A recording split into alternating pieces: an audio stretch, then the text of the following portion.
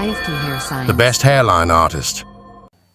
तो side effects of hair transplant although बहुत rare हैं, बट अगर आपका क्लिनिक जो आपने चूज़ किया है फॉर द हेयर ट्रांसप्लांट अगर प्रॉपरली इक्विप्ड नहीं है तो ये प्रॉब्लम्स आपको देखने को मिल सकती हैं। तो इसमें सबसे मोस्ट कॉमन होता है hypersensitivity reaction from the local anaesthesia. Hair transplant करते समय हम लोकल एनेस्थीसिया का यूज़ करते हैं, बट कुछ ऐसे रेयर पेशेंट्स होते हैं जिनको जो लोकल एनेस्थेटिक हम यूज़ करते हैं उससे हाइपर सेंसिटिविटी होती है। तो प्रायर टू द ट्रांसप्लांट अगर आपने उसका टेस्ट नहीं किया है तो at the time of the procedure patient को सिवियर हाइपर सेंसिटिविटी रिएक्शन हो सकता है। और अगर ये हो रहा है तो उसको कम बैक करने के लिए आपके पास एक तो फुल टाइम एनेस्थेसिस्ट होना चाहिए जो इस तरह की इमरजेंसी सिचुएशन को डील कर सके। और इसके अलावा कुछ और अपरेटस जैसे कि बॉल्स अपरेटस होना चाहिए, मॉनिटर होना चाहिए जो कंटिन्यूसली पेशेंट के वाइटल्स को मॉनिटर करता रहे। इसके अलावा ऑक्सीजन सप्लाई होनी चाहिए क्योंकि हाइपरसेंसिटिविटी रिएक्शन में कई बार पेशेंट सांस लेने में उसको दिक्कत होने लगती है। So we need an oxygen supply for to come back with this situation. इसके अलावा कुछ भी और इमरजेंसी सिचुएशन आती है तो फॉर टू हैंडल इट हमारे पास क्रैश कार्ड ट्रॉली होनी चाहिए जिसमें कि सारी इमरजेंसी मेडिसिन ड्रग्स होती हैं। बट ये सिचुएशन को हम नॉर्मली तभी अच्छे से कर पाएंगे हैंडल जब हमारे पास एनेस्थेसिस्ट डॉक्टर मौजूद रहेगा। तो ये बहुत ही ज़रूरी है कि जिस भी क्लिनिक से आप हेयर ट्रांसप्लांट करवाने जा रहे हैं वहाँ आप ये इंश्योर करें कि कोई एनेस्थीसिया के डॉक्टर वहाँ पे during the time of the surgery रहते हैं या फिर नहीं। जो दूसरा कॉमन प्रॉब्लम आता है वो आता है इन्फेक्शन। आपने कुछ न्यूज़ सुनी होंगी कि पेशेंट ने हेयर ट्रांसप्लांट कराया और उसके बाद उसे सीवियर इन्फेक्शन हो गया, सेप्सिस हो गया and some time in rare cases it can lead to death. तो ये सिचुएशंस उन्हीं जगह पे होती हैं जहाँ प्रॉपर स्टरलाइजेशन एनवायरनमेंट मेंटेन नहीं किया जाता।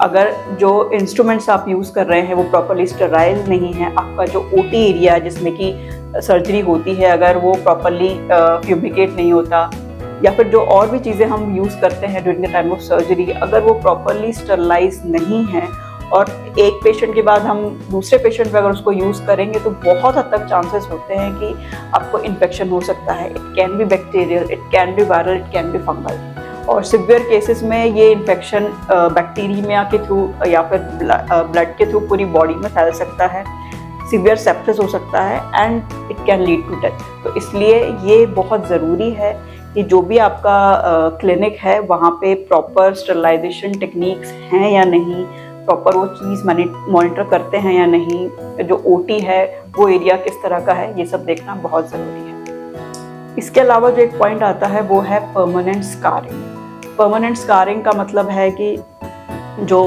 डोनर एरिया है वहाँ पे स्कार्स तो नहीं रह गए हैं। और ये एक बहुत रेयर बट बहुत ही एनेस्थेटिक प्रॉब्लम है जो कि बिल्कुल सूटेबल नहीं रहेगा पेशेंट को अगर वो हेयर ट्रांसप्लांट करवाता है कि अगर पीछे वाले एरिया में स्कार्स हो गए हैं, पैचेस हो गए तो वो बिल्कुल भी एक्सेप्टेबल नहीं होगा। और ये प्रॉब्लम यूजुअली तब होती है जब हम बाल निकालने के लिए स्पेशली एफयूई टेक्निक में जो पंचेस यूज़ करते हैं अगर उनका डायमीटर बड़ा होगा तो स्कारिंग के चांसेस हो सकते हैं। तो हमारी क्लिनिक में हम लोग बहुत ही माइक्रो पंचेस यूज़ करते हैं जो कि इनका डायमीटर बहुत ही कम 0.5 mm to 0.6 mm होता है। और जब इतने माइन्यूट पंचेस यूज़ करके जब आप बालों को निकालते हैं तो स्कारिंग के चांस एकदम मिनिमल हो जाते हैं। And specially for the beard we use a very specialised mini micro punches जिनसे इस एरिया पे यानी कि बियर्ड एरिया से स्कारिंग के चांसेस एकदम ना के बराबर होते हैं। और चौथा जो एक पॉइंट आता है वो क्योंकि हेयर ट्रांसप्लांट के रिजल्ट ऑलमोस्ट परमानेंट होते हैं, जो बाल एक बार लग गए वो थ्रू आउट मेंटेन रहते हैं। तो ये देखना इंश्योर करना बहुत ज़रूरी है कि जो एंगुलेशन में बाल लगे हैं उनका जो आप कह सकते हैं कि डायरेक्शन किस तरह का है ये मैनेज करना बहुत ज़रूरी है। क्योंकि अगर प्रॉपर एंगुलेशन नहीं होगा, डेंसिटी नहीं होगी तो बाल खड़े खड़े से आएंगे और बिल्कुल भी उसका नेचुरल लुक नहीं लगेगा। तो ये भी आपको इंश्योर करना बहुत ज़रूरी है और ये आप इंश्योर कर सकते हैं उस पर्टिकुलर क्लिनिक के प्रीवियस रिजल्ट्स को देख के कि जो पेशेंट यहाँ से पहले ट्रांसप्लांट करवा के गए हैं उनके रिजल्ट्स किस तरह के हैं। तो उससे आपको आइडिया लग जाएगा कि ये जो भी एंगुलेशन डेंसिटी है और बालों का डायरेक्शन है वो किस तरह से होता है। And the last point is skin necrosis.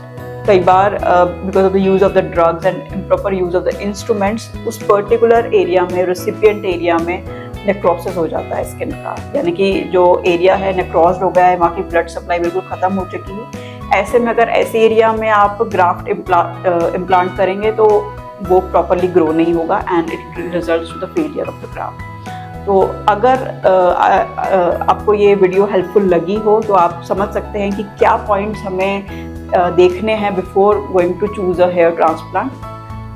I hope कि आपको ये वीडियो हमारा अच्छा लगा होगा, और भी अगर आपके पास कोई भी डाउट्स हैं तो आप हमारे कमेंट सेक्शन पे कमेंट कर सकते हैं। Thank you so much.